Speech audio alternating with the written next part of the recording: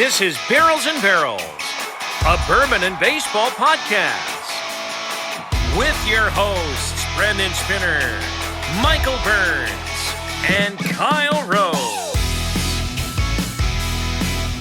Well, welcome back into the Barrels and Barrels podcast, episode 2. Boys, week 1 was great. Let's keep going forward. Do want to welcome everybody in. That voice you just heard, we didn't mention it last week. I need to mention it this week. Andrew Bellison, you may know him as Andy Bellison or Chicago Cubs PA on Twitter. A big thank you and a big shout out to him for recording that open for us. He used to be the PA announcer at Wrigley Field, so it was really cool. Yeah, it gives me chills just hearing my name announced. Yeah. Michael Burns. Yeah, it's so sweet. And he's fantastic. He got that job through YouTube because back when the Ricketts bought the team, they did a competition through YouTube videos of you announcing the lineup, and he was whittled down into the finalists, got the job. He was there with them for 10 years, and I think he went on to bigger and better things. He's now the voice of the Windy City Independent League baseball team, which just finished up their season. Kyle, they actually play the Florence Yells, so he is their play-by-play voice. So a big thank you to Andy Bellison. And also, I want to give a shout-out to all our listeners. I know I had a lot of people chime in and tell me they were listening. A few are Dustin, Scott, Amanda, Chris, a guy named Straught, and Kristen. So any of you guys get some good feedback from last week? Dude, this week has been incredible. Yeah, it's been so fun. Mike? Yeah, I just the immediate feedback in less than a week was so much fun to see. Everyone just showing love, even though, here's this newly 3 guys, but no, they didn't hold back. Yeah. So big shout out to all of those of you who listened to episode 1 and to all of you listening now to episode 2. This week we're going to change it up a little bit. We are a bourbon and baseball podcast. Again, this is the Barrels and Barrels podcast, a bourbon and baseball podcast. Last week we started baseball. This week we are going to start with a bourbon. I am going with one that's special here, and I want to break it down a little bit. I haven't opened it yet. It's one of my newest bottles. Starlight Distillery, Carl T. Huber's, which is a distillery out of Indiana. This is their port barrel finished whiskey. It's a bourbon whiskey, 106.2 proof. But what makes this so special is this was a pick by Major League Bourbon, the Major League Bourbon Clubhouse. You can find him on Instagram. But this one is called the Machine 106.2, or also known as Port Jols, in honor of Albert Pujols getting his 700th home run in his career last week, Friday, which we'll break down more here in just a minute, but I figured that was kind of apropos. Do you actually pronounce the J in Portals? I think it's just, you don't say Pujols. Portals? It's not Pujols, it's Pujols, so that would be Portholes. But the J is the H, Portholes, not Portholes. All right, mister, I bought 4 but didn't get any for myself. Here's the thing. Michael and I were supposed to do this together, but I'm doing it by myself. So no, that wasn't supposed to do together. You just blew the pop. I heard the pop. You heard the pop? I heard the pop. Man, Michael. We're going to have to put Michael in like kangaroo court or something. I have to hold a button to talk. This is a 4-year bourbon. Excuse me, that's a fine. Aged in port barrels. It's a bourbon whiskey. Ooh, do you hear that? Perfect sound of that pour. So as I'm getting a sniff and a smell of this, Michael, what are you drinking tonight? I pulled out Smoke Wagon Uncut. I thought with the portholes, what batch number is that? Usually this gives me some fruity notes on it. And I think we lost Michael. Kyle, or you lost me. Sorry. My internet went on the fritz again. What batch number was that? I don't have a sticker on this one. This one didn't come with a sticker on the back to say which batch. Huh. But it is. It's a fake one. I won't reveal where I bought this. So But no, it's good. That's when I was surprised. I compare it to even like the Blue Note Uncut. They're very similar in profiles, fruity notes on it.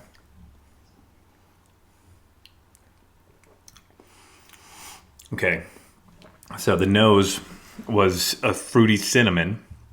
Definitely, you could definitely get a hint of the wine that it's been aged in the port barrel. And taste was a lot different than I anticipated. Boy, that was hot up front. Very good. I'm here, Kyle. And Kyle, what are you drinking? Water? I got nothing this week. He didn't even bring water, bro? No.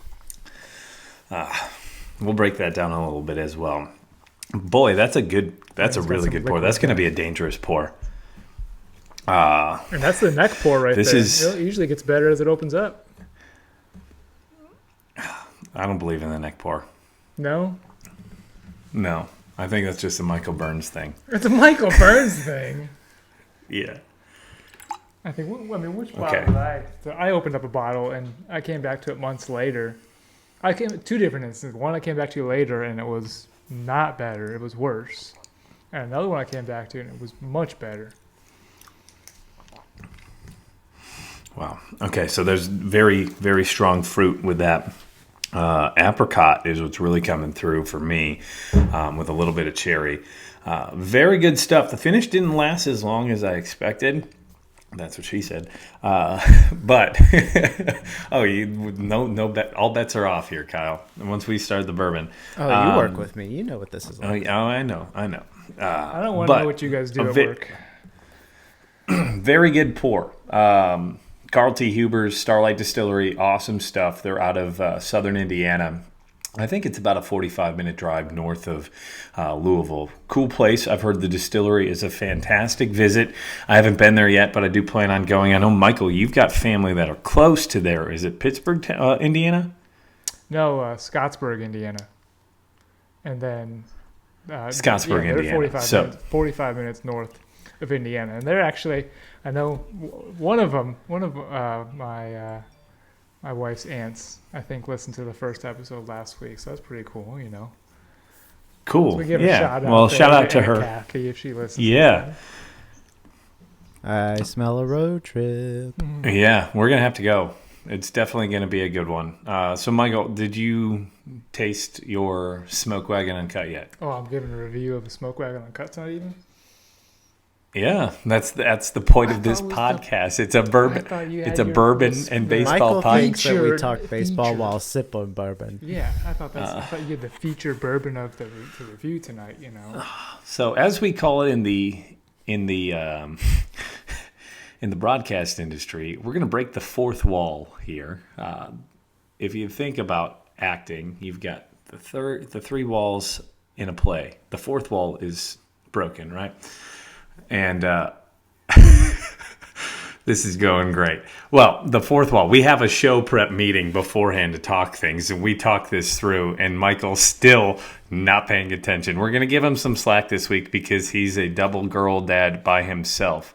But he... wife is on a little bit mini vacation. She's doing a horse show this week, so... Where's the horse show at? She's Oklahoma? She's in Oklahoma City. Okay, cool. Did she? I assume she drove with the. They had to bring the horses.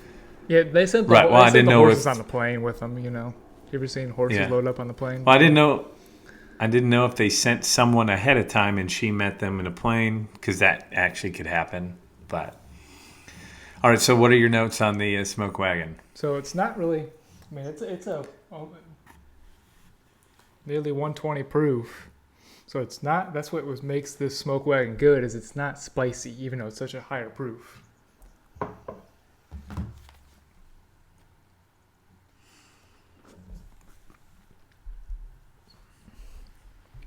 So what's that mean for a non-bourbon drinker like me? So the higher proof. The higher proof. Why is it spicy? The higher proof usually, is the more. More alcohol content. So the higher the proof, usually it burns more. But the good high proofs, they don't necessarily burn. But now as you get used to the higher proofs, you go back down to those lower ones, 80, 90, in my opinion, and they start to taste syrupy, watery more. Where once you get used to the high proof, you really are able to pull out the flavors of the high proof bourbon. That's where it's at. Yeah, my sweet spot is between about 100 and 125 proof. Anything less than that, it's good. I mean, that's a it pretty just tends wide to range have a there. little. Well, I love Bottle and Bond, which is 100, and we'll get into a Bottle and Bond later on in the podcast for those of you just tuning in who don't really have any bourbon or whiskey knowledge. But Bottle and Bond, just a quick fix on that is it's 100 proof. We'll get more into what it makes it a Bottle and Bond bourbon or whiskey down the road. But I'm a sucker for Bottle and Bonds, and I love a high proof bourbon or a rye. Usually they say rye has more of a spicy feel to it. I haven't Right. fully gotten on board with that because there are some very sweet ryes that I've had that go against or debunk that thought. Yeah, I've been proven wrong about ryes where, mostly in Yeah. blind tests where I'm like, man, this is pretty good. And it's like, oh, it's a rye. And I'm like, oh, nice. So I will say this is a fantastic pour. So if you get a Starlight Distillery port barrel pick or finish, so what that means, Kyle, is it was aged. In order for it to be bourbon, it has to be aged in a brand new charred oak barrel in order for it to be considered bourbon. It also has to meet some other criteria, and again, that could be an episode down the road because we've got a huge agenda here, folks. I'm not going to try to waste too much time on the whole bourbon part of it and teaching. We'll get that later on in some later episodes. But so it has to be aged in a brand new charred oak barrel from the United States, and within that, it can be in there for 2 hours and to be considered bourbon. It doesn't have to be in there for longer than the moment it hits it. But usually it's aged for a couple of years, 1, 2, or some of your younger bourbons, and then 2 years. no, that is not true. Look it up. Do some homework, Michael. But it doesn't. It's not considered bourbon, and it doesn't even have to be a barrel. It can be an open container made of charred oak. So that's another thing people don't realize. A container of any sort that is made of oak and charred. So when this is called a port finish or finish in port barrels, they take it out of that original barrel and they put it into a new barrel. This port wine. So they'll buy those barrels from other countries, French or out into Spain, and that's where they age them again for a couple months, couple years. It all depends on what the distillery is planning on doing or what kind of flavor profiles they're looking for. But the age on the bottle itself is how long it was in the original barrel. And so this is a 4-year barrel, 106.2 proof. And this is a single barrel, meaning this juice came from one single barrel alone. A lot of the other ones, you go to buy a Jim Beam, you go to buy a Jack Daniels. Those are large batches for the most part, but there are some bourbons or some whiskeys that come in what we call a small batch, and that is when they take 4, 5, 6 different barrels, maybe 10, 12 different barrels, mix them all together, blend them, and then put them in and bottle them all together. So it's got different flavor profiles. So a single barrel alone is going to be extremely special and unique to itself. There will never be a bottle that tastes just like this because it came, other than the 150 or 160, sometimes it could be closer to 200 depending on age and length and barrel and how good the barrel is. There's a lot of different science and factors behind bourbon, which me as a scientist loves. And that's why I gravitated towards the nerd alert. But that's part of the whiskey thing that I really enjoy, is learning the processes and how the weather actually can affect whiskey or bourbon. And that's why in Scotland you have longer aged whiskey than you would here, because the weather there is not as hot and the cycling. And that's another thing we'll dive in as a topic, and maybe we'll do some Bourbon 101 and then dive into Bourbon University. Would be good, because pretty sure bourbon must be aged at least 2 years, according to my sources. I'm ready. According to your sources? According to my source. But, well, the distillery tours that I've been on have debunked that. So look at your sources clearly. But, okay, as we go through. So that was Albert. Also, there could be an Portals. argument made that since it's been finished in some other barrel, that it's not actually a bourbon since it's been modified. But we can discuss that at a later date. We'll get to that at a later date. So I want to transition. The Machine hit number 700 last Friday. He hit not just 700, he also hit 699 in the same game. Yeah, threw everybody How off. awesome was that? That threw everybody off. Everybody may be waiting like, Yeah. he's only at 698. We can go to this weekend and see him. He'll be at home. Nope, 2 in the same game. The place was nuts, though. And what I found really cool is he played in L.A. last year as a Dodger. So it's not like the Dodgers were rooting against it, like the Dodgers fans itself. I mean, it would be cool to see history, but still it's like, oh, he's doing it against my team or in my ballpark. But still, like, the fact that he was it's hard to remember because it was only for half a season. Yeah. But he was a Dodger. Oh, yeah. When I went looking up to see like his statistics in the year he went over to L.A., Anaheim, just to also see that say LAD. I was like, oh, yeah, he did go over there as the year DH. They didn't have a DH that year. He was their first baseman or a bench bat. This year was the first year that they had an implemented DH outside of COVID. Yeah, I love 2020. I love the move that the Cardinals did by adding him immediately as the DH. Really, especially when you have Yachty and Waino and Albert, which are all potentially on their last year. I'm assuming Waino might come back. Were they but all I think on the team in 2011 when Pujols was still there? So, I really wish Pujols never left. I mean, at the time, as a Cubs fan, it was juicy that Pujols left, but when he walked out opening day for the Angels, I'm happy he left, and I'm happy he got trashed for a couple of years in Anaheim because it make me feel better about my Cubs fandom. But so last week, the 2 biggest stories were Albert Pujols, also Aaron Judge. He had 60 when we recorded our last podcast. Today, September 28th, he still has 60, which I don't think any of us or anybody thought that we would still be waiting for that AL record breaker because it has been done in the past, but it was all done in the NL between Barry, Mark, as well as Sammy. Yep. But I'm surprised he hasn't done it. What about you guys?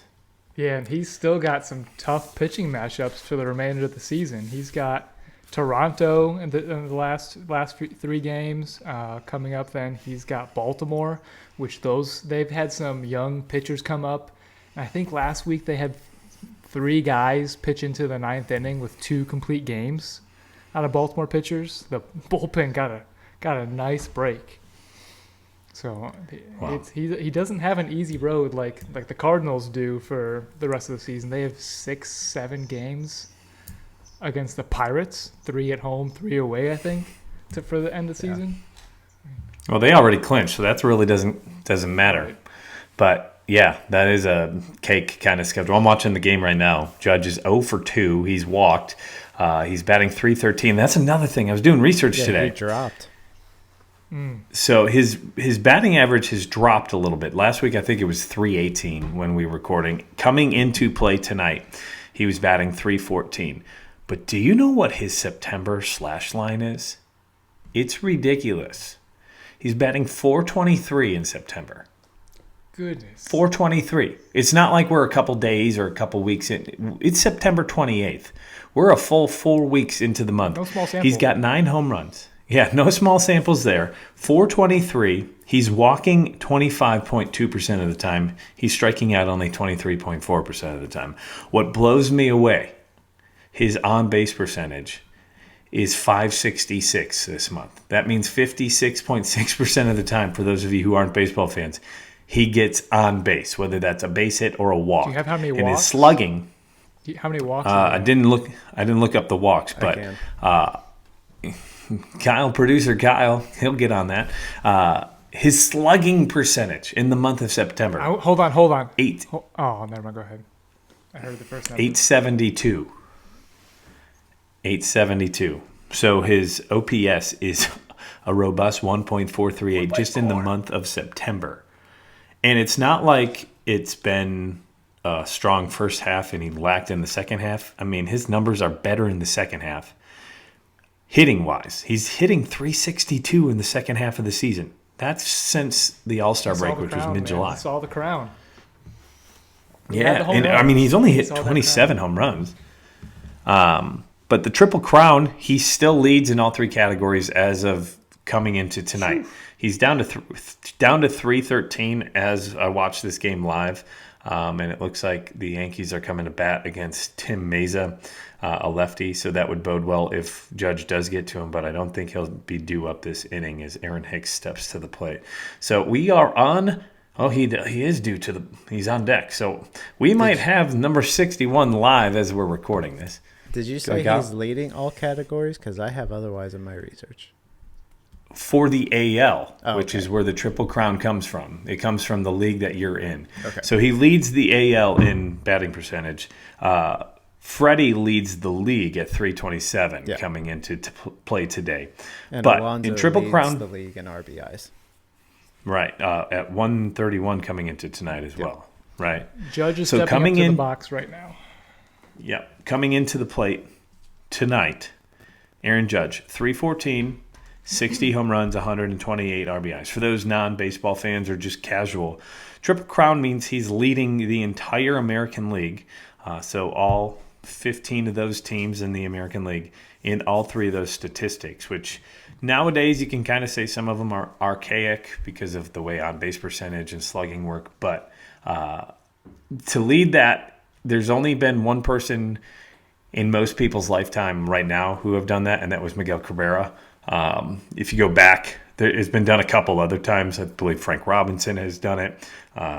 Mickey Mantle, I believe, had done it before. So it's extremely rare to not just hit 60 home runs, which has been done in the American League a handful of times, but also to lead the league in all three of those categories. To not be that guy who's necessarily swinging for the fence, but also that contact guy getting the base hits as well. Yeah. Right. And you can call it clutch if you want. I mean, if you hit 60 home runs, I would hope that you had more than 100 RBIs because that means that people were on base when you did it. But 128 runs batted in, that's what an RBI is for those who are just getting into baseball. Do you guys know who is second in the league in home runs? How far back? Don't cheat, Kyle. Kyle looked. I have it in my notes. Yeah. In the AL or NL? Kyle Schwarber. So he leads the National League at 42. My boy Schwarbs. Miss him. Do you know who is second behind him in the AL, though? Aaron Judge? No, I know the NL guys. I don't know the AL. I mean, it's almost half of Judge's home runs. Jordan Alvarez, who missed a handful of games he was early in the having season. a great first half. But he's only got 37. So, like, Judge is 23 home runs ahead of it. So he's got that category locked in. RBIs, I think he'll be okay unless Jose Ramirez just goes on an absolute tear because he's in second at 119 coming into play today. I haven't looked at statistics for today yet. But coming into play today, Jose Ramirez is at 119. So Judge has him by 9 RBIs. But it's the batting average because Luis Arias from the Twins is batting .313 coming into play as of 1 o'clock this afternoon. So he's tied. So that with is him? going to be. So he's tied with him right now, unless Arias is 0 for 2 or 0 for 3 tonight as well. Judge is 0 for 2. 0 for 2 with a walk, and he's got a 3-2 count on him right now against the lefty. So I've got one eye on the podcast, one eye on the game, but. The numbers this dude has put up, his WAR, so that's considered wins above replacement, is 10.9. 10, so that means double digits. 10.9, yeah. That means he was roughly worth 11 wins to the team. That's a contender right there. That sabermetric makes you a contender right there. Oh, that should be a unanimous MVP, but we've got a unicorn in the game called Shohei Ohtani, who will steal a couple of votes because he's doing something that he only did last year, and even Babe Ruth didn't even do when he was. He fouled it back. Yeah. No, so what is Aaron Judge. Ohtani's WAR, the second best WAR. I didn't look at what it was or who it was, but I believe it was 7.8. Okay. So he's got a full 3 still wins. would beat, I think, the top guy in the NL. I think Goldschmidt and Arenado are both tied at 7.7. Yeah, and it depends on each. WAR is a statistic brought to you by some calculations, and a couple different websites have their own way to calculate WAR. I was at the track. It's on 62. There's number 61. Is that 61? Yeah, number 61. Number 61. Number 61. You're about 3 seconds ahead of me, but there it was, a 2-run bomb by Aaron Judge, and he just set the AL record. Someone in the left field stands just ties the AL record. Ties Okay, the so record. ties it. So- 62 will break it. Do we think this person, like the Pujols fan, keeps the ball? We'll keep the. It was in the bullpen, so they get the ball. nice. The ball didn't clear it into the stands; it went into the bullpen. But went they're back out to celebrating podcast. with. Yeah, so that's awesome. Well, we are. You're going to hear this a day later, but and already know what happened. But we were doing the podcast live when it happened. Do you know where you were? So, as far as Judge, do we think he's going to get the Triple Crown after that bomb? He obviously has 2 of the categories, but That kind of bumped him up a point. Is that bump up a point right there, maybe? So he's got. let's see. Live statistics has him still at 313. It didn't update. With an incredible season that we've had in baseball, you kind of like Pujols hit 700. All these history-making things that have happened, it's kind of like the cherry on top of the sundae. Oh, for sure. You want this to happen, and it's been what we said 10 years since the last one. The last Triple Crown was 2012 by Miggy. Right. And the last one from that, I believe, was back in the 60s or early 70s. So it's a very rare thing. Just think about Cheers. how many years of baseball there's been. Cheers. To Yeah. the AL record. A social. Yeah, we're going to cheers the camera. Yeah. Kyle's going with his guitar pick. Wow. That was cool. I think the couple things out of this year in baseball alone is I don't know if we'll ever see a 700 home run hitter again. The way the game's trending right now. In what ways do it's- you mean trending? 'Cause I have another way that I don't think you're thinking. Well, I think there's more home runs than there were in the past, but more people are hitting home runs rather than one guy. Like the guy in second place has 42 home runs. So in order to hit 7 home runs in your lifetime, say you hit an average of 50 over 10 years, you still have to hit 200 more. Between health, between the way baseball has trended with aging out older players, they're not signing players these days that are was my really point. over 32 or 33 years old. That was my point. The They're game's going getting younger. They're going cheaper. So baseball is a longevity. Yeah, 314 is now where he's at. He should have gone up because it would make him 1 for 3 today. But boy, wow, what a bomb. That was awesome. Even Aaron Judge. Kyle, if you could do a quick look up, where is Judge's career home run at? I know he'll turn 30 this year, or he's 31. So that means he's got to play X amount of years. And I think Pujols is, 42 right now on his birth certificate in the United States, whether that's true or not. Yeah. But he's 42. I am but 42 from Benchwarmers. Career home runs, you say? Yeah, career home runs and his age. I think he's going into his 31-year-old season next year. He might be going into 32. And as he's looking that up, I mean, I think he gets the triple. 218. So he's at 218. So that makes it 219. 30. Okay. I'm about to get So paid. he's 30. He's about to get paid. He's 30 years old. So he's at 218. 700 minus 218, that's going to be 482. In 10 years, he has to average 48.2 home runs a year for the next 10 years. By age 40. By age 40. Okay, so give it 2 more years. Say 12. Same age as Pujols. Right. That's- So if he's got to hit 482 in 12 years, And that's assuming he's healthy for all 12 of those years. We don't have another shortened season from a pandemic or an ungodly act, a strike. Thankfully, we got past this past year. He still has to average 40.16 home runs a year for 12 years. So that just shows you how ridiculous it is. I believe Pujols was the third one to do it, right? Barry, Hammer and Hank has 714. And I think Albert at 700 is third on the list. Don't quote me on that 100%. But A-Rod was at 696. Who's the other one? The Babe, the great Bambino.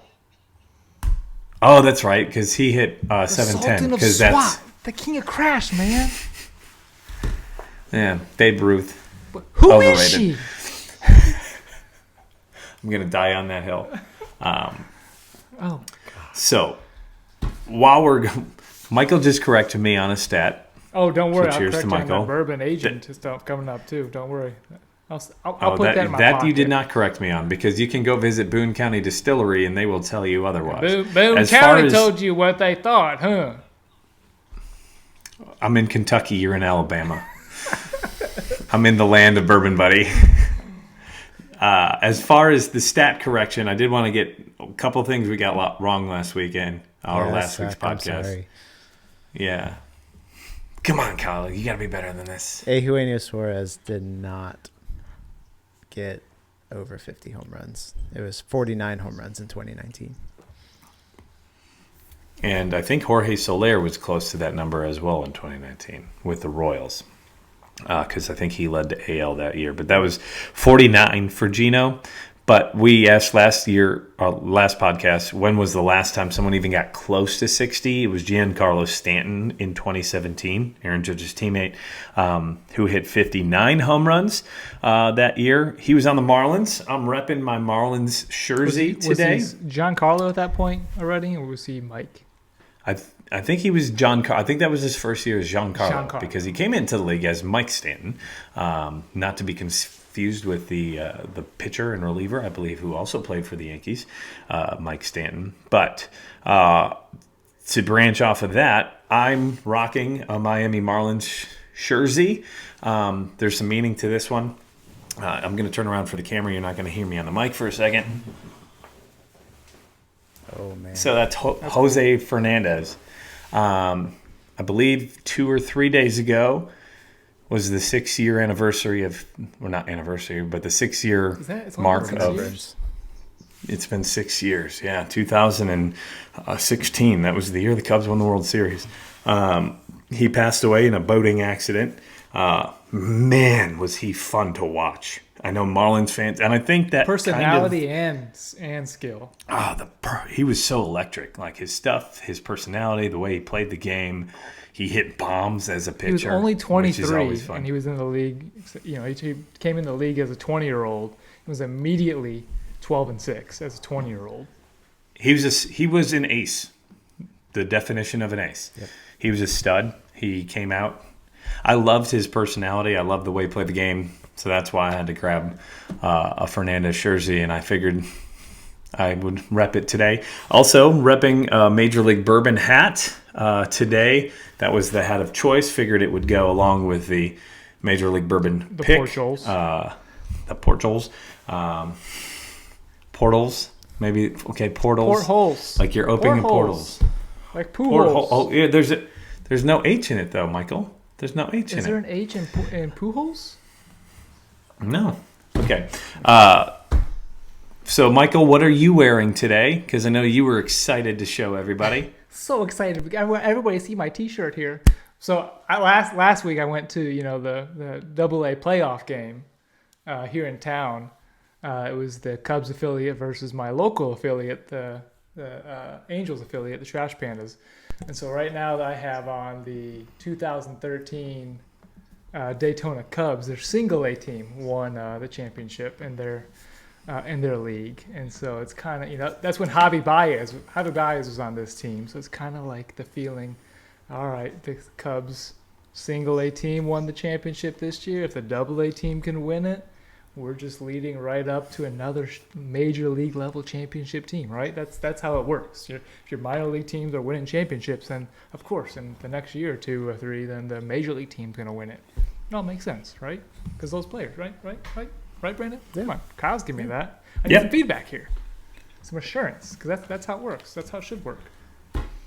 And we'll get into your trip to the game in a second. But I did want to jump in. Whiskey, we had a listener last week, Walk-Off and Whiskey. He said that any walk-off or any Barrels and Barrels listeners or viewers are going to get 10% off their entire order this week. So if you go to walkoffsandwhiskey.com and use the code BNB, you'll get 10% off your order. So cool stuff there. Big thank you to Walk Off and Whiskey for that. We'll have some chats with him over the next couple of days. He was the one who made the the Whiskey Weather shirt that I was wearing last week. If you watched on YouTube, you're going to be able to find us on YouTube.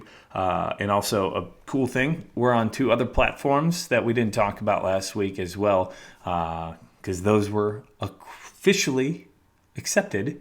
And that would be iHeartRadio Podcast along with Google Podcasts. So if you use those as well and you prefer those, or you're watching us on YouTube, you can check us out. Whatever's not blocked at your work location.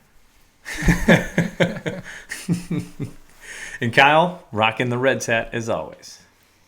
Yes. So I think we're going to kind of do a segment here where we talk about what we're wearing. Just kind of because I'm going to try to switch it up every week. I've got a lot of baseball stuff. I'm a huge Cubs fan. Brandon just wants to Michael show and his I, outfits.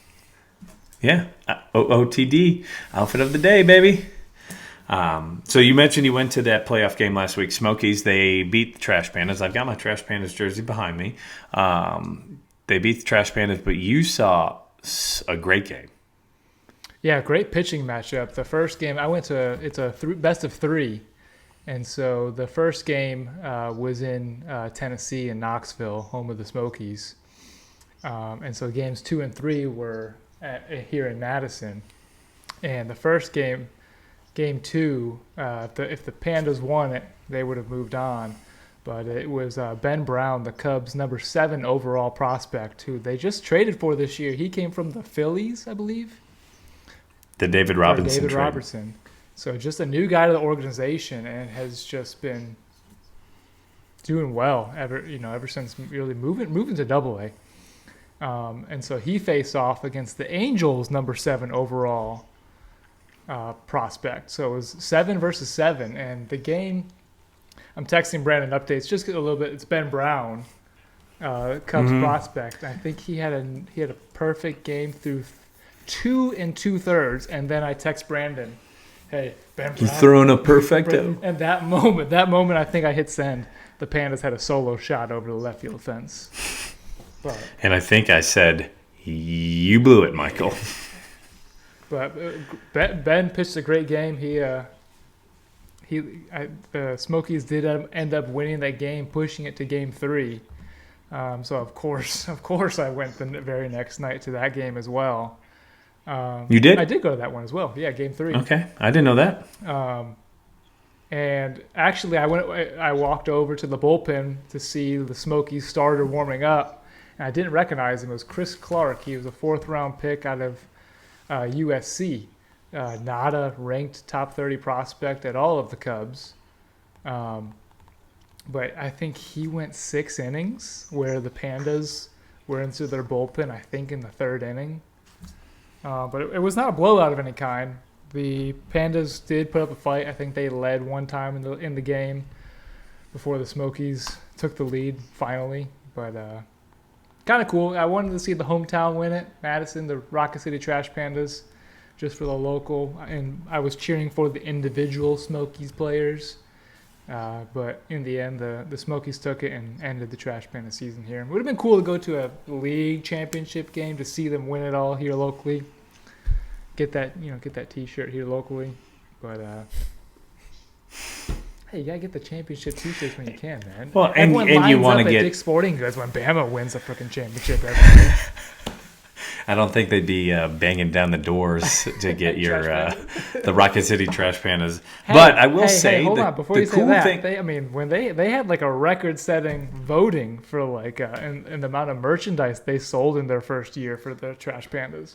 So, all right, continue, Brandon. That's what I was gonna say. Is they had a.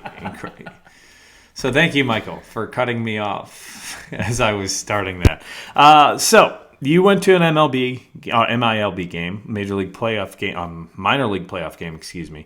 Kyle, you took in a game this past weekend versus the Pirates here in Cincinnati. I did. I got to take my daughter to a Reds game on National Daughter's Day. So that was pretty exciting. Okay, that's cool. And was it her first? Not her first. It's no. not her first. No. Okay. My wife would not let that happen. She was off seeing Hamilton. But the Reds won that game. I couldn't say I took in a lot of baseball. My daughter is almost 2, so we got down, sit down, had food, and then it was I want to go do something else. So I got to see a couple of innings. Got to see Lodolo pitch for the first time this season. Pretty excited about him next season. He's looked great. Yeah. And you said Hunter Green? No, Nick Lodolo. Nick Lodolo. Oh, Nick Lodolo. So that was a cool statistic I saw the other day as well. I got to look it up, but keep going. But the Reds' young pitching staff Watch out. is fire. Mm-hmm. Watch out. Dude, between him, Green, and Ashcraft, I'm excited for what next season holds. If we can stay healthy, I think the Reds could do anything, but I'm also a Cincinnati sports fan, so I know how that rolls. But yeah, I saw more of the play parks than the ballpark. So as it is with a 2 or 3 year old nowadays. Hey, Kyle, did you know that Graham Ashcraft is from Huntsville, Alabama? I did not know that. He played high school here. Do you know where did he go to school, Mike? Hold on. He went to he played at UAB and then UAB and Mississippi State. I don't have his high school, but Well, I get a big maple hint out of this second pour. Sorry, there's the bourbon portion of the podcast. Bourbon baseball podcast. There's your bourbon quota. So the statistic I saw, Kyle, was pretty cool, especially if you're a fan of the Reds or just the young pitching. Most 100-mile-per-hour pitches by Major League starters this year. I'm going to list off 7, and I'm going to go in reverse order. So number 7 is Garrett Cole.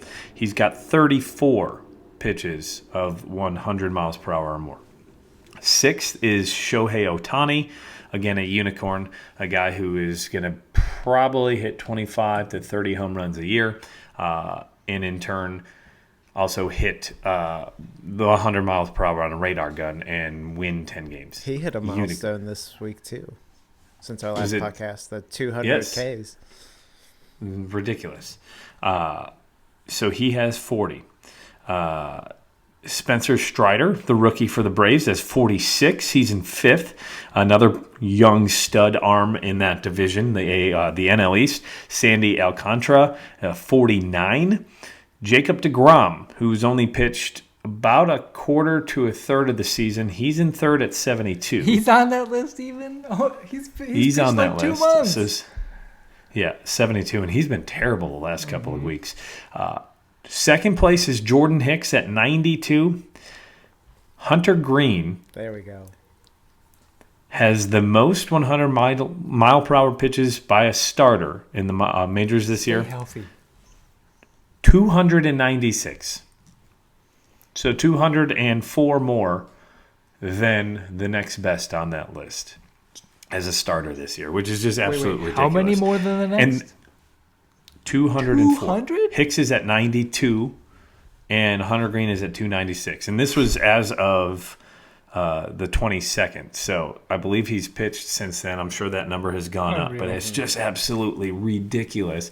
And that's another reason why we are not going to see another 700 home run hitter, because pitching is much better, and the velocity in the game over the last 3 to 5 years has gone sky high. Right. And that is why we're not going to have another. It might be tough to see a 600er, because you also got to start young. Soto probably the only guy who can do it, and I think he's only at like 150 career home runs or thereabouts.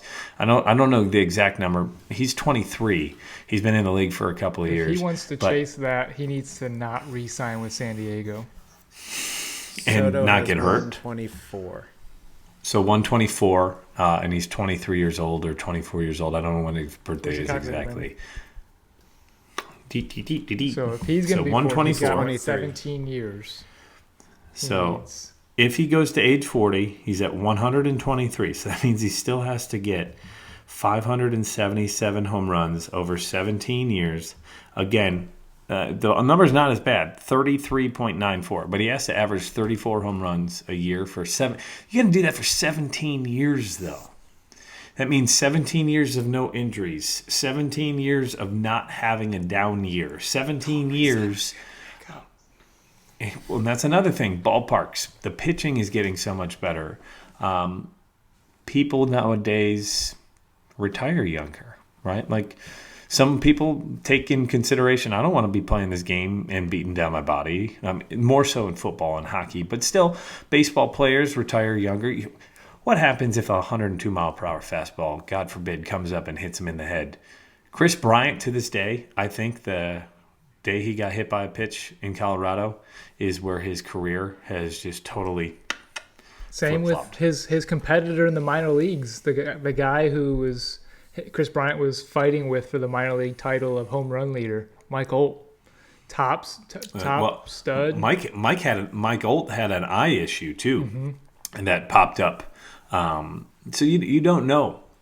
So it's ridiculous how amazing Albert Pujols has been in his entire career and what Judge has done this year. Yeah, age plays that too. Yep. So, Kyle, you saw the Pirates and the Reds this past weekend, right? They just played again today. I think they got a 4-game set. Oh, no. Was this a makeup game today? I think it was a makeup game today. Makeup game. Because they're in Chicago here as we move to the weekend, and we'll touch on your trip to Wrigley here in a minute. But you said in Chicago.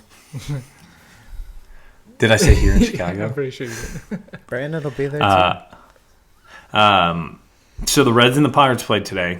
I kind of want to transition this to the reverse standings because next week's podcast is probably going to be more playoff based because we're going to be at the end of the season.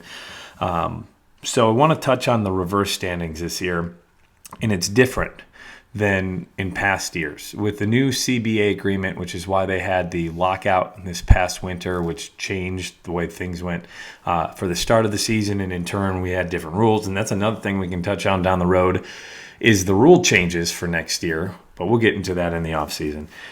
Reverse standings, it used to be whoever finished with the worst record in baseball got the number 1 overall pick. That's not the case this year. You guys know that? Yeah, I still don't think it's very motivating to win, but no, it's not motivating to win as it used to, like as you would hope it would be.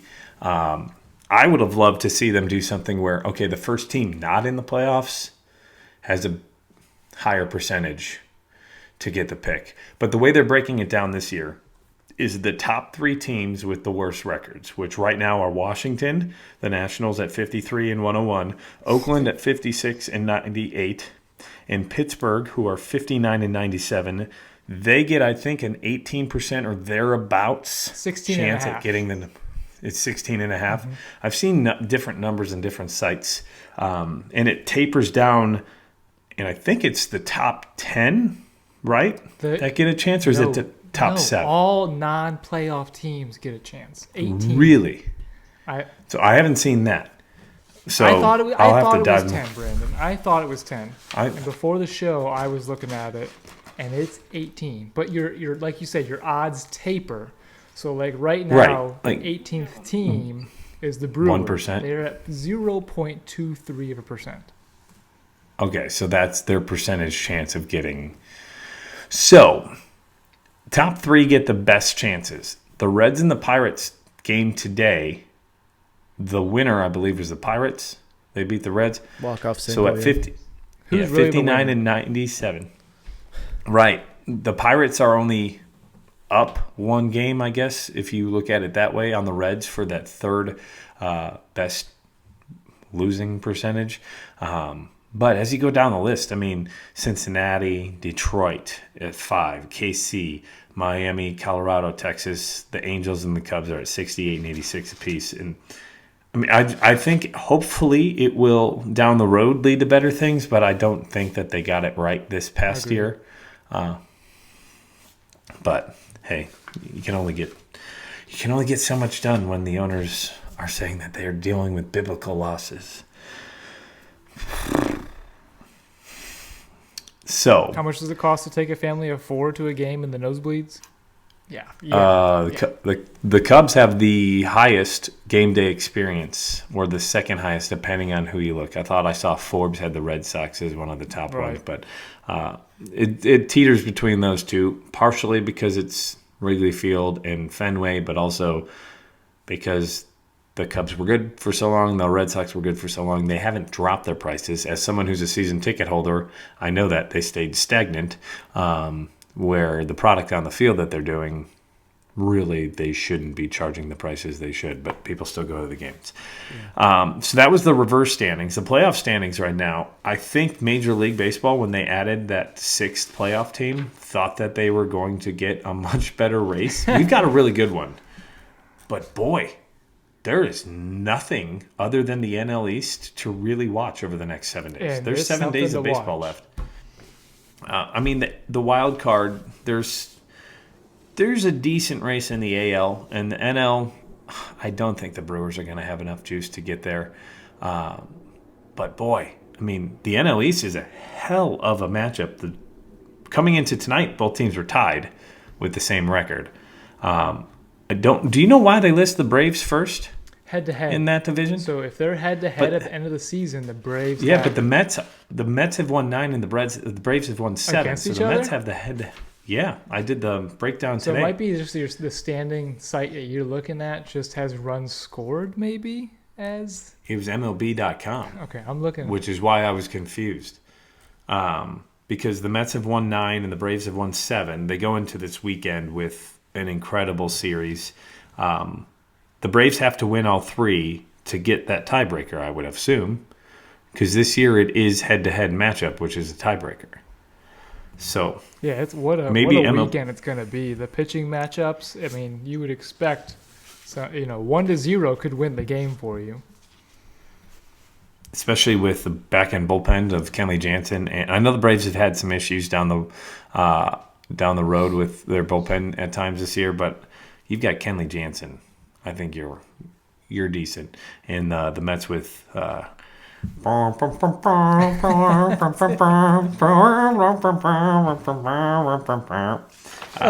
be a fun matchup this weekend. How can you not feel that energy in the stadium if you're that guy? Yeah. But the wild card races, they're okay. They're not awesome. The NL's pretty boring. The AL. Yeah. That one's better because of the guy. You got a team. That is one team that nobody thought was going to be there. The Orioles, and they're sitting as of tonight. I think 2.5, or is it 3.5? 3.5. Bunch of kids. Yeah, and they're coached very well. Brandon Hyde, former bench coach for the Cubs. He's been around the game a long time. He got his first gig with the Orioles a couple of years ago. When they were absolutely tanking, and now they're playing well, and their best players are starting to come up. And the craziest part is they traded away who theoretically could have been their best player at the deadline in Trey Mancini, and they've still held out. He went to Seattle, right? Houston. Did he go to Houston? Okay. Yeah. He went to the Astros, and then he hit a home run with the Astros in his first at bat, and then in his return to Baltimore as an Astro, he hit a bomb. So that's kind of cool. It's just, and Baltimore doesn't have an easy schedule to finish it out. They've got the Yankees and Toronto to finish it out. They're chasing Toronto, which would help them, and they're also chasing Tampa Bay. So it's Tampa.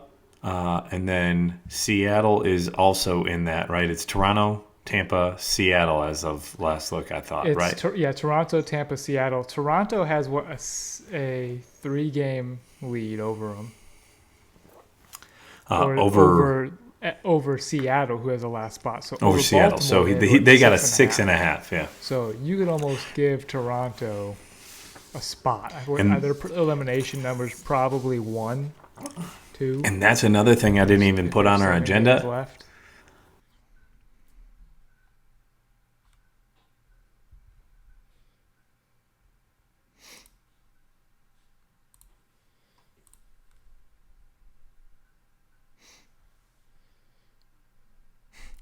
Kyle, you here?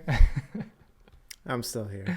And then Tampa's got a 5-game lead on Baltimore. So it's Baltimore. I wouldn't say Toronto probably has that spot, at least one of the 3 spots. They play Boston for their second to last series. But what could be very interesting is Toronto and Baltimore play the final 3 games against each other of the season. So that could be a very interesting matchup to end the season. Say Toronto doesn't do well against Boston, and that brings their 3-game lead down. That last game of the season could mean who gets in. That could be very interesting to watch, because then Tampa has easier schedule, I say. Their last 3 games are against Boston. But then Seattle couldn't ask for better matchups to end the season. 3 games against Oakland, and then 3 games against Detroit. So 2 out of the bottom 5 teams there. Couldn't ask for better matchups to finish the season. Well, while we wait for Brandon to come back, next on the docket was quirky stuff, as he said, crazy plays or things that happened in baseball this week. Michael, do you have anything? No, but if you're okay, I want to go back to the Mets and Braves series for this weekend. Oh, I missed that one. Yeah, we talked about it. But the Mets and Braves pitching matchup, they face each other Friday, Saturday, Sunday. Friday is Chris Bassett versus Max Fried. Fried is 13-7 with a 2.5 ERA. Saturday, you've got Degrom versus Kyle Wright. Kyle Wright, who was wondering if he was even going to be on the Braves this year, or he's going to be traded as a reclamation project. The guy is 20-5 with a 3.18 ERA. So, who was looking like hey, I hope he can contribute this year, is the Braves, highest game winner. Wins don't necessarily mean anything too much. They mean something, but it's a little silly stat. And then I'm back to wrap it up the weekend Sunday. Oh, hey, Brandon. Hey, we kept it going.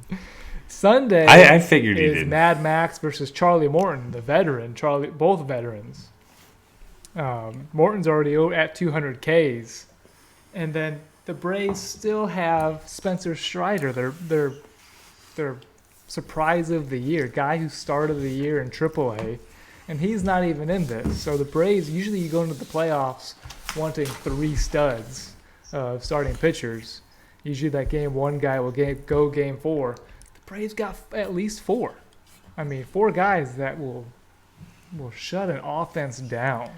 So that is really some fun games to watch this weekend.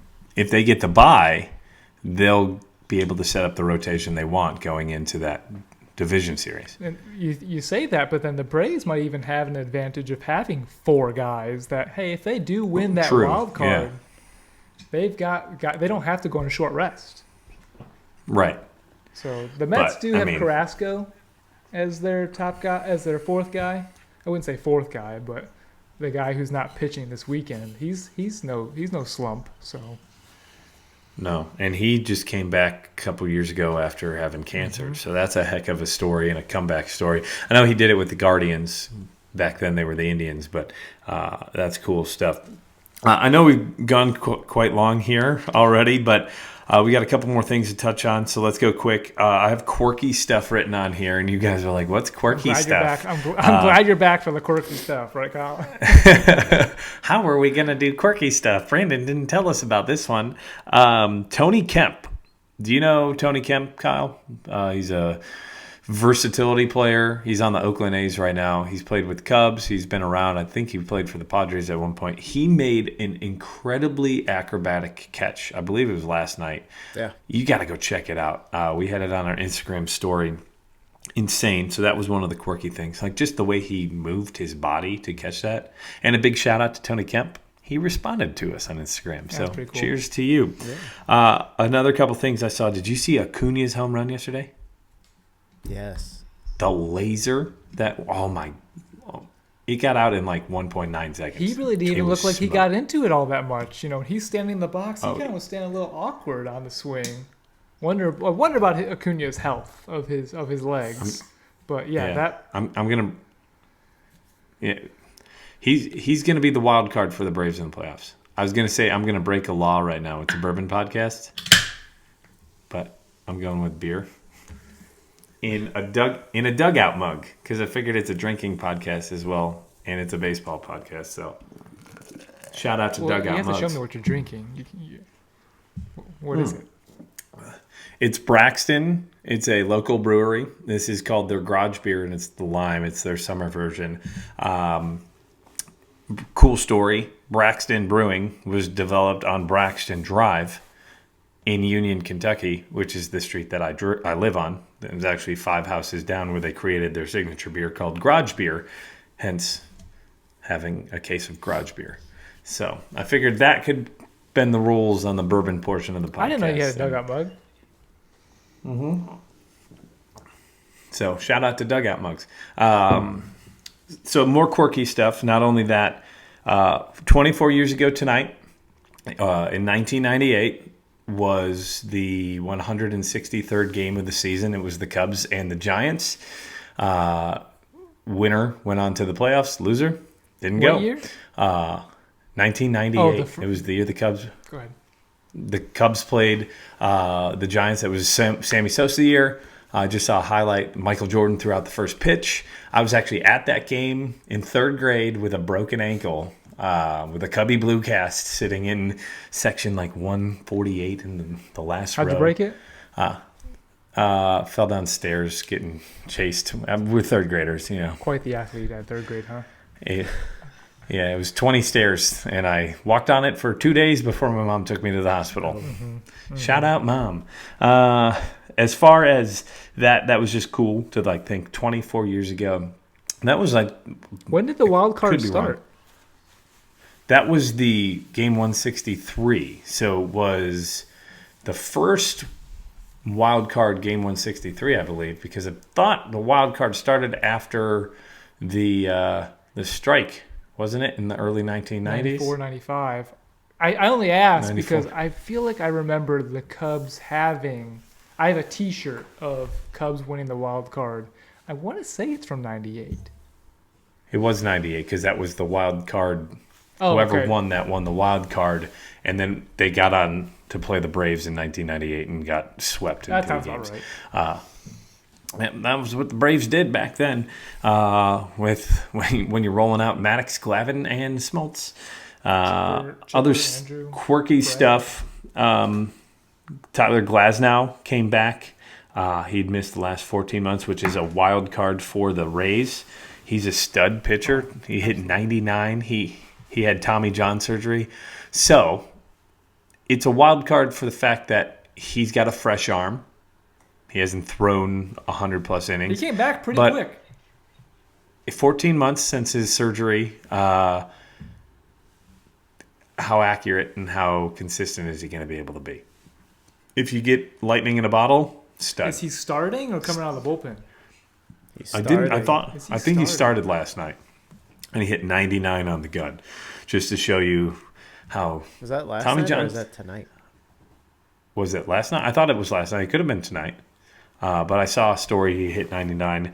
And then the last one I wanted to talk about, I woke up to this morning. Do you know who Richard Blyer is? That player.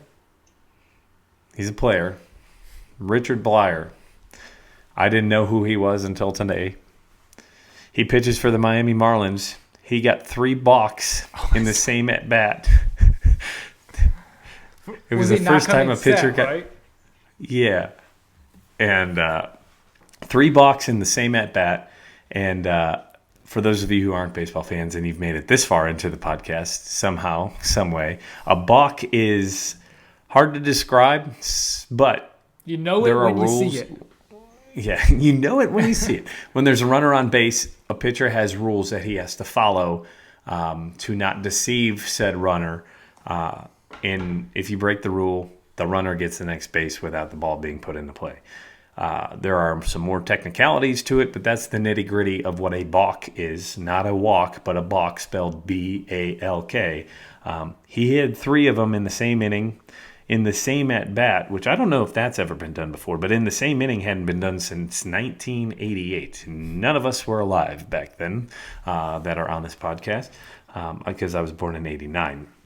So, but the cool part of that, their manager lost his mind.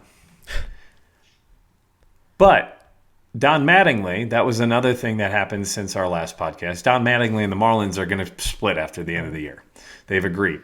And that was what I have for managers on this list is what managers we're getting towards the end of the year. That's another thing that'll probably happen between now and the end of next week or before we pod next week is other managers that could potentially be fired. Right now, I've got 5 that are on the outs, a potential 6 depending on 5 that are gone. Madden, Girardi, Montoyo, and Chris Woodward got fired by Texas, and Mattingly already has agreed that he's heading out. I saw a report that Tony La Russa will not be back with the White Sox next year. Okay. That has not been confirmed by the team, though, so that is still why it's at a 6. But I have 1, 2, 3, 4, 5, 6, 7, 8 potential names on what I would consider the hot seat. So I wanted to list them to you and see what you guys thought. Don Mattingly. He's the Kansas City Royals manager. No, say that again. He's been there. Don Mattingly? Mike Matheny, excuse me. Don Mattingly's with the Marlins. Mike Matheny, excuse me, he's with the Royals. He's been there. This is his 3rd year, but I think he's on the outs. I think that's tough because he hasn't had product on the field, you know. But they just fired the general manager and the president of the team. Yeah, that doesn't bode He's well. finished. Yeah. He's finished in 4th place every year, and it's winnable likely he's division. going to fit. Yeah. So But man, the Royals think- have had two studs come up. Bobby Witt, Vinny Pasquantino, 2 absolute studs that Kansas City should not be in the bottom 10 next year. right, I think when you get a new vice president or a new president and a new general manager, they want their guy. Absolutely. So I would say that's a name. I put Mark Kotsay. I don't think he's on the hot seat, but when you finish second to last in the league with Oakland, they didn't hand him anything. He knew what he was in. I think he's fine, but I put it when you're finishing second to last in the league, there's always the Houston Texans fired their coach last year after being terrible. Obviously, football different than baseball, but still. The other one is an intriguing name, Rocco Baldelli with the Twins. He's been there since 2019, so this is his 4th season. But last year they finished 5th, and it looks like, unless the miracle happens, they had a elimination game number of 1 coming into tonight. So for all intents and purposes, they gone. Yeah, Is he around next year? The Twins had a disappointing season this year. Signing Correa, that was supposed to be their push finally. Well, and they kind of collapsed, too. I think they were in first place in that division up until the beginning of this month or the middle of August. So over the last 6 weeks, it's kind of been a spiral. They haven't been great. They haven't been bad, but they haven't been good. Thoughts? I'm not hip into managers. So No. I think more people put more stock into baseball. Managers are weird because it's the only sport where the coach is dressed up with players. Yeah. Part of the MLB, I mean, NBA has a long season too, but NFL, 18 games? MLB is a long season. And you wonder how much of it is actually coaching, of actually calling to the bullpen. Like, how many mistakes, how hard can that be? I mean, we've seen Gabe Kapler with the Phillies made some big mistakes bullpen-wise when he was there. But some of it is clubhouse, just to keep your guys positive and not to jump right back to the Cubs. But the Cubs were, April and May were terrible. But now you look at their second half, and if they would have had that same pace, they would be competing for a wild card. So clubhouse mentality and keeping everybody positive, really, and keeping things fun. You know, if you're the Washington Nationals right now, or Oakland A's, what's fun about being that bad? Okay, a couple more names to go through. Torey Lovulu. I can never say his name. Torey Lovolo of the Diamondbacks. That team consistently bad. They've been to the playoffs once, I think, under him. He's been there since 2017. I think he's on the hot seat. But another interesting name is Craig Counsell with the Brewers. Think so. Think Craig Counsell. It's 2016. He's been with the team. They've had success, but this year was supposed to be their year in the division. They were given a win-loss record expecting to be above 90 wins. They're not going to make that this year. They're likely going to miss out on the playoffs. Sometimes a shakeup is what will help that team. Kyle, can you look up what they were at the All-Star break? What the Brewers what the standings were? Because when they traded Hader, how are you telling your clubhouse we are all in, and you're going to trade your All-Star closer, probably one of the best lefties in the league out of the bullpen, who has been trashed since he got traded? But he has turned it around in the last 5 appearances. But yes, I mean. And then I got 3 more names. Bud Black in Colorado. They haven't really given him a team to work with, but they other paid than a big playoffs, third baseman left fielder. They signed, a stud. They paid big money for this guy, and he played 40 games. 42 games. The Brewers head into the All-Star break. First place in the division, half game lead for the second straight season, 50-43. Yeah, they're 50-43, and I don't think that they played anywhere near where they should be. I think they're right about 500 since then. 50-43.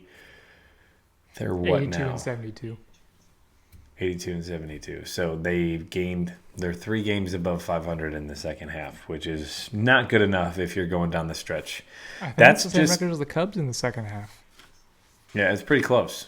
So that's just why I would put him on the hot seat. I don't know whether or not he'll get fired, but I hear he's a likable guy. I hear that he is a likable guy. But sometimes change is just what a clubhouse needs, and I think they petered out last year. Yeah. Bud Black, I mentioned him. I think he's out. Rockies didn't really give him much to work with, but he hasn't been to the playoffs since 2018. We're in 2022, so that's 4 years. At a certain point, like I said, change. The other 2 are interesting, more so because Davey Martinez with Washington Nationals, they just won the World Series a couple years ago, but they're last. Again, similar to why I put Katse on that list. I know they've dealt with injuries, they dealt with trades. They weren't supposed to be good, but also until he won the World Series, Davey hadn't had the best track record in Washington either. So I think he's on the hot seat. And the last one is Derek Shelton, the Pirates manager. He's only been there for this is his 3rd year, but I wouldn't be surprised if Pirates like to do that. Save some money. Save some money. Yeah, anything to save money in Pittsburgh and Oakland. Yeah. Oh. Yeah, I'm interested to see what that looks like in the offseason. MLB off seasons are always the most fun to watch. Absolutely. Yeah. Once it hits December and they get to those GM meetings, that's where everything takes off. Really starts to take off. We may have to do like an emergency pod during the GM meetings. What do you mean we're not going to the hotel? Where do they host them? And do it live there from the hotel? Facebook and Instagram lives on what the latest. Hey Theo, can you give us the latest rumblings on what's going on in Major League Baseball? moving on from there, because I know we're getting a little long here. We've got some buddies. The podcast I was on back when I lived in Huntsville. They're called Reaching for the Bars, and they have challenged us to Sober October, which is kind of a slap in the face being what's behind Michael and I. But there are some rules behind Sober October. It's a point system. It doesn't mean you have to be totally sober. I think we challenge these son of a guns because I think we can do it, as Michael pops open a bottle. It's not just totally Sober October, but it's more about a health conscious month. Reaching for the Bars, some good buddies of mine. They are more so a health podcast. They're more of, I'd call, a cornucopia podcast because they talk about a whole bunch of crap, ranging from CrossFit to trivia to health to just random stuff. Like, you name it, they've got different episodes. Go check them out. They challenge us. I think I'm going to accept this. Yeah, I accept. Kyle accepts. Michael, it's on you. I haven't looked at the criteria. You said it was health. It's health. So you've got to meet a minimum criteria of, I believe, 100 push-ups and 200 air squats every day, and that's a point. If you miss that, you lose 2 points. You lose a point for every air single one. squats and 100 push-ups every day. And we can work with them, but they've got a list of criteria. You can find that on their Instagram. So if any of our listeners want to join in on that, I'm going to try it. Doesn't mean you have to be totally sober, but it may mean you have to cut back. I'll still be drinking and still be doing bourbon reviews on our podcast because it would kind of be a death knell to a bourbon podcast if we didn't drink bourbon on it. I don't know. It works for me. Mr. Water. water boy. So a big shout out to them for calling us out in their podcast. They've got a pretty good following. They're in North Alabama. Again, you can find them Reaching for the Bars. They're on Instagram, Twitter. My guys Dusty, Mabry, Caleb, and Andrew, who is their executive producer. They're all good guys. But the cool thing about their bets within each other is the loser. There's one winner. There's 3 losers among the 4 of them. The 3 losers have to run a half marathon on November 12th. They'll be doing the Huntsville. Yeah, I'm not doing that. I'm not joining in on that because November 12th is my birthday, and also I work Saturdays. But I was hoping if they did it, they would do it in Nashville. They're doing it in Huntsville because Nashville will be a little bit closer to go egg them on. But big hat tip to them and a big shout out to them. As far as RFTB, that's the way their letters are, RFTB, Reaching for the Bars. They got some cool merchandise while I was there. They've got some cool T-shirts. It made me think. I wanted to pose the question to some viewers. Is there merchandise of ours that you would like us to make? Is there some thoughts? I was thinking Glencairn glasses or Whiskey Rocks glasses, maybe some T-shirts, a hat, stickers. And you got, I thought you were going to reach for the bobblehead. Yeah, I'm like, are we getting a three-way bobblehead? That's my boy. So you got a new bobblehead, Kyle, didn't you? my boy, You got Kerry Wood right a here. Marty? I got the Hall of Famer, yeah. I've got that Kerry Wood one. He just kissed it. For those of you who are listening to the podcast and heard a kissing noise, it wasn't Michael kissing Kyle's ass. It was Michael kissing his bobblehead, which you can only see on YouTube, and that's where you can also find us. So if you do have any tips or thoughts or some things you want to see made into merchandise, a hat, shirts, whatever, send us a message and we'll look into it. And if anybody can make some T-shirts or anybody who has some background in it wants to hit us up, let us know. I'm jumping out to you, Dad's Drinking Bourbon Podcast. As far as next week's going to be a big week. We're going to record on Wednesday, which will be October the 5th, and that should drop October the 6th. So the agenda or the outlook for that one, of course, we're going to be talking bourbon, some sort of bourbon review. Michael and I will probably be on the same page for this one. I already have an idea on what you would think somebody who bought 4 bottles of the bottle that I have would at least have kept one thumbs up. I but was looking I'm gonna out meet for you. my cardinal friends, man. Yeah, well, your Cardinal friend should have at least given you at least a sample, if not a couple of bores. You posted about it on your Instagram account. When you can find Kyle and Michael on Instagram. Opposed to last week, we were talking about where you can find them. We'll get to that in a second.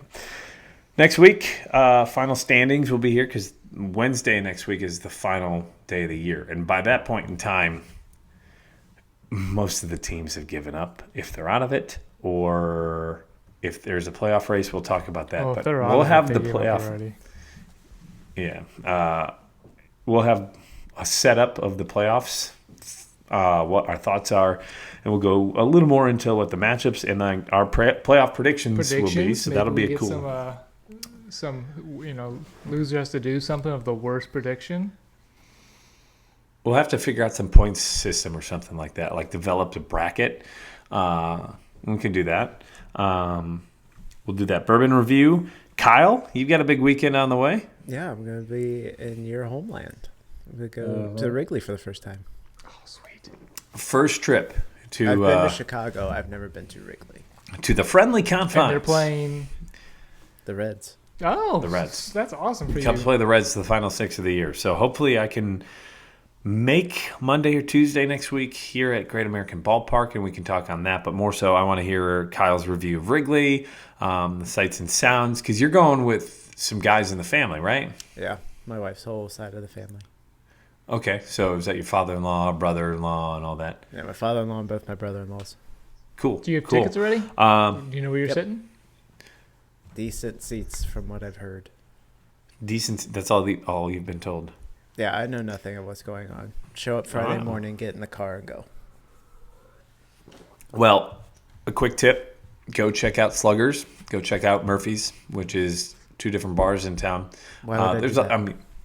Well, it's more so for the ambiance. I know you don't drink. Wrigleyville, baby. It's the environment. Wrigleyville is a lot different now than it was 5-6 years ago. If you went 10 years ago, it looks nothing like it does now. The Ricketts family have pumped a lot of money into that place. Where are you staying? You don't know?